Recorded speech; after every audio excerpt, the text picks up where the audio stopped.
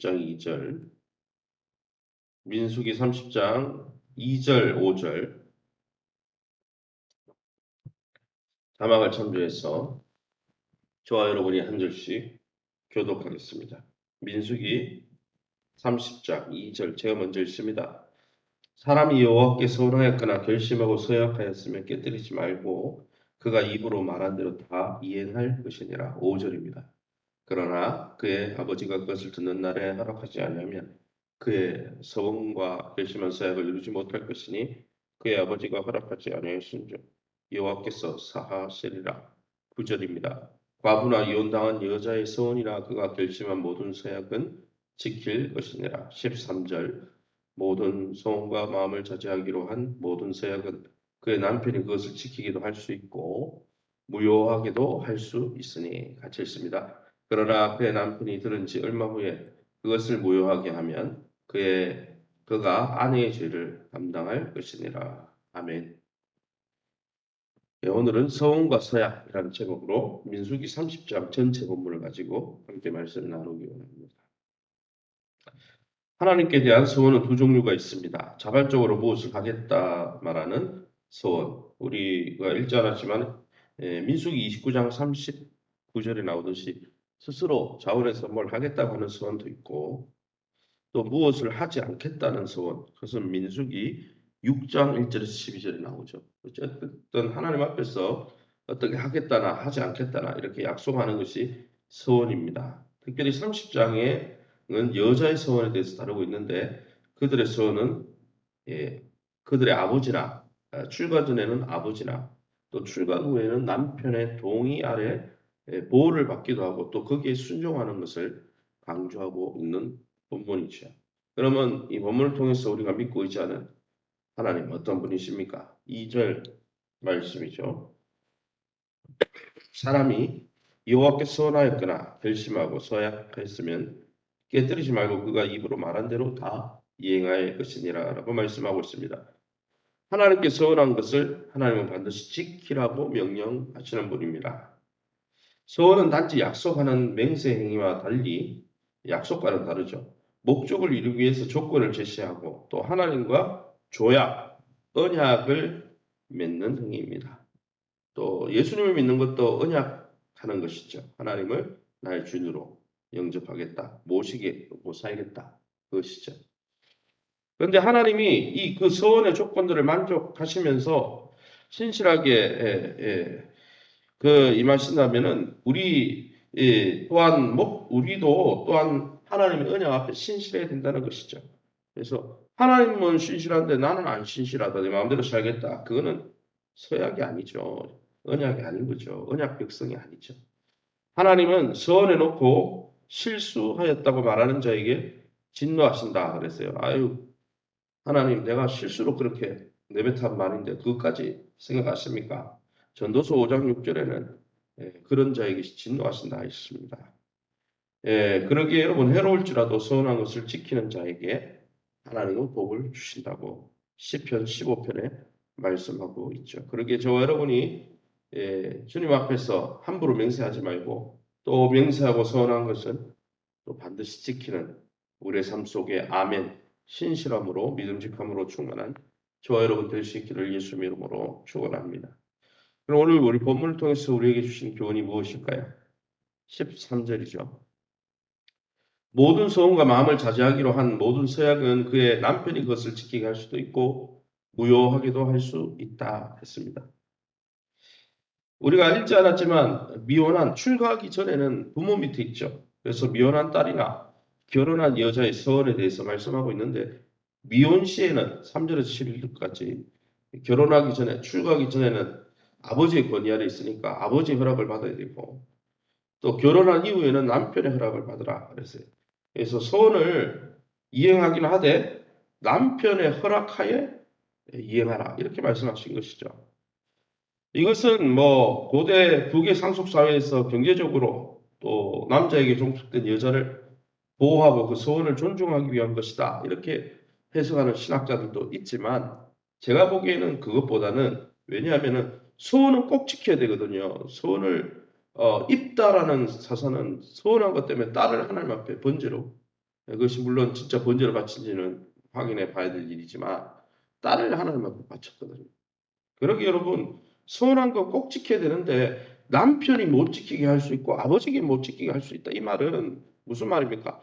하나님 앞에 서운한 것도 중요하고 하나님 앞에 순종하는 것도 중요하지만은 하나님이 세운 질서들 앞에 순종하는 것을 하나님은 더 높게 평가하시겠다는 거예요. 그런데 이 본문이 민수기 30장에 민수기 안에 들어있잖아요. 민수기가 어떤 역사입니까? 하나님에 대한 반역의 역사입니다.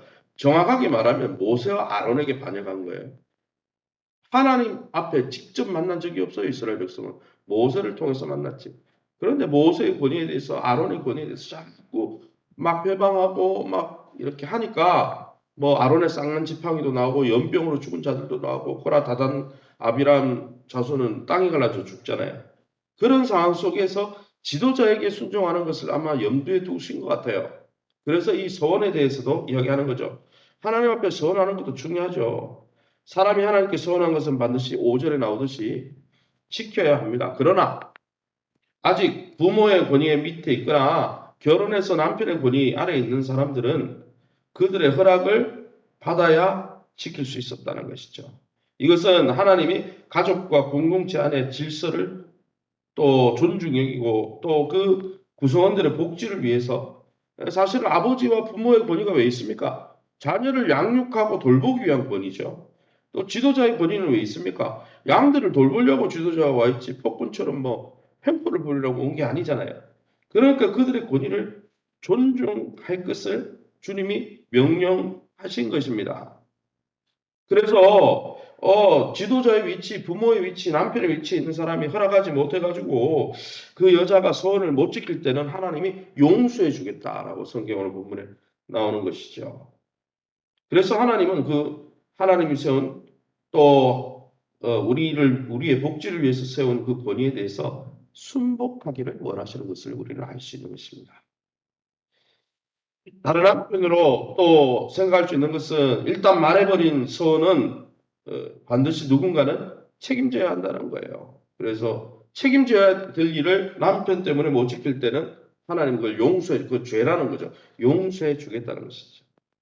그래서 하나님의 언약은 반드시 지켜야 되고, 그러나 남편에게 순종하든 부모에게 순종하든 하나님은 순종을 제사보다 낫게 여기신다 하고 분명히 말씀하고 있다는 것이죠. 그래서 9절 말씀에 뭐라고 되어 있습니까? 예외 규정이 나오죠. 과부나 요나한 여자의 서원이나 그가 결심한 모든 서양은 지키라. 여기는 지키지 말고 허락받으란 말이 없어요. 왜 그렇겠습니까? 과부는요, 사별한 거잖아요. 남편이 있었어요. 그래서 이제 결혼했기 때문에 부모의 권위 아래 있지 않으니까 부모에게 물을 필요가 없고 남편에게 물어야 되는데 남편이 총 가든 이렇게 소천했잖아요. 없으니까 못 묻는 거죠. 그러니까 언약한 걸 무조건 지켜야 되는 거예요. 이혼당한 여자도 마찬가지죠. 무슨 말입니까? 부모의 권위 아래 있지 않죠. 이혼했기 때문에 남편이 원래 있었는데 남편이 없는 거죠. 그러니까 어떻습니까? 권위자가 없으니까 권위자에게 물어볼 일도 없고 그러니까 바로 지키라고 말씀하는 것이죠. 그러게 여러분 15절에는 또 뭐라고 되어 있습니까? 그러나 그의 남편이 들은 지 얼마 후에 그것을 무효하게 하면 처음에 들을 때는 승낙했다가 얼마 뒤에 계산해 보니까 아니 그렇게 하는 게 안 좋을 것 같거든요. 그래서 남편이 처음에는 승낙했다가 뒤집으면 그 안에 이제 서약을 지키지 않은 서원을 지키지 않은 죄는 누가 담당한다고요? 남편이 담당한다. 왜요? 남편 때문에 안 지킨 거기 때문에. 그죠? 그래서 이것을 통해서 볼 수 있는 것 하나는 권위를 잘 사용해야 된다는 거죠. 남편이 이랬다 저랬다 하면 안 되는 거죠. 권위를 잘 사용해야 되고 또 하나는 무엇입니까? 하나님은 하나님이 세운 권위들에 대해서 순복하길 원한다는 거예요. 저기 뒤에 신약 성경에 가면 디모데 전후서에 보면 사도 바울이 무엇을 이야기합니까? 이런 원리에 기초해서 저 뭡니까? 교회 안에서 여자들이 종용하기를 원한다라고 말했고 또 성경의 이야기 남편과 아내의 관계를 이야기하면서 사도 바울은 이런 연장선상에서 뭐를 이야기합니까? 예, 원죄가 무엇이냐라는 거 이야기하죠. 하와가 남편의 권위에 순종해야 되는데 남편의 권위에 순종했으면은 뭡니까? 아담은 직접 들었죠. 하나님께 선악과를 따먹지 말라, 따먹지 말라. 그죠?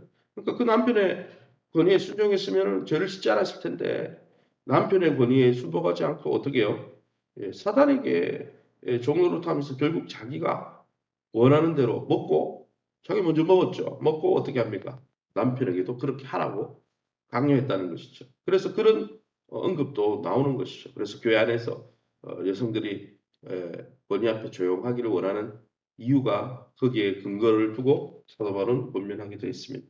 중요한 거는 남자와 여자와 누가 더 뭐 머리냐, 더 뭐 차별이 있느냐 이런 차원이 아니고 결혼하거나 또 가족으로 태어나서 부모님 고민 아래 있거나 이렇게 공동체 안에 있을 때는 하나님께서 세운 질서들 앞에 순종하는 것을 하나님은 기뻐하신다는 거예요. 그래서 하나님은 우리가 인간 세상, 이 땅에 사는 세상 가운데 세상의 질서를 통해 순종을 배우기를 원하신다는 것이죠. 그래서 믿지 않는 남편은 어떻게 할까요? 그 베드로전서에 보면 나오잖아요. 믿지 않는 부모에게 순종하지 않을 겁니까? 그러면 예, 믿지 않는 부모의 남편에게 잘 순복함으로 그의 구원을 이루라고 말씀하고 있지 않습니까? 그러기에 저와 여러분이 하나님이 세운 그것이 부모의 가정 안의 권위든 직장 안의 권위든 또 교회 안의 권위든 하나님이 세운 위정자의 권위든 하나님이 그 권위를 붙들고 역사하고 있는 줄 알고 그 권위자들을 존중하면서 그 권위자와의 관계 속에서 순종을 배우고 종국에는 그 모든 권위의 궁극적인 권위의 원인이 되시는 하나님 앞에 순종하는 것을 말씀에 순종하는 것을 훈련할 수 있는 저와 여러분 다 될 수 있기를 예수 이름으로 축원합니다. 시간을 우리 합심해서 기도합니다. 기도할 때 하나님께 진정한 헌신의 소원을 하게 하시고 함부로 소원을 남발하지 않게 하시고 우리가 신실하게 소원을 했으면 지키게 하시고 더불어서 하나님이 그 소원을 갚을 수 있는 환경을 열어주실 때 특별히 우리의 고집과 아집대로 소원을 핑계로 순종 안 해도 된다. 부모에게 남편에게 그렇게 말하지 않고 순종의 원리 가운데서 하나님 앞에서 소원한 것도 잘 지켜갈 수 있는 그러한 영성의 소유자가 되게 달라고. 그래서 권위를 존중하는 5월 한 달 될 수 있도록 5월이 아니죠. 우리 평생에 그런 우리의 인생이 될 수 있게 달라고. 교회가 내외적으로 잘 재건될 수 있도록 세우신 교회와 또 믿음 안에서 건강과 교육과 자녀들을 회복할 수 있도록 또 우리 성도들의 연약함을 놓고 우리 합심해서 통성으로 기도합니다. 주여 하나님 아버지 네 감사합니다.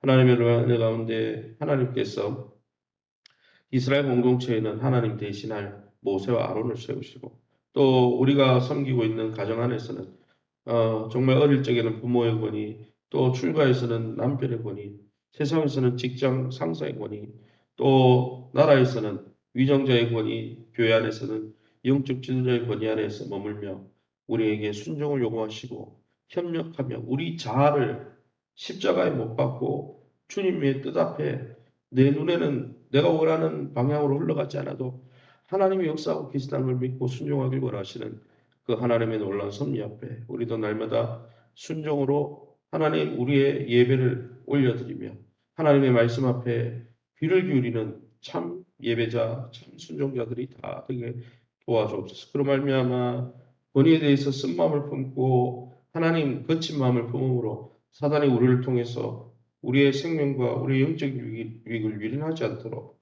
그러한 죄에 빠지지 않도록 그런 시험에 빠지지 않도록 우리의 마음을 날마다 지켜 주옵소서.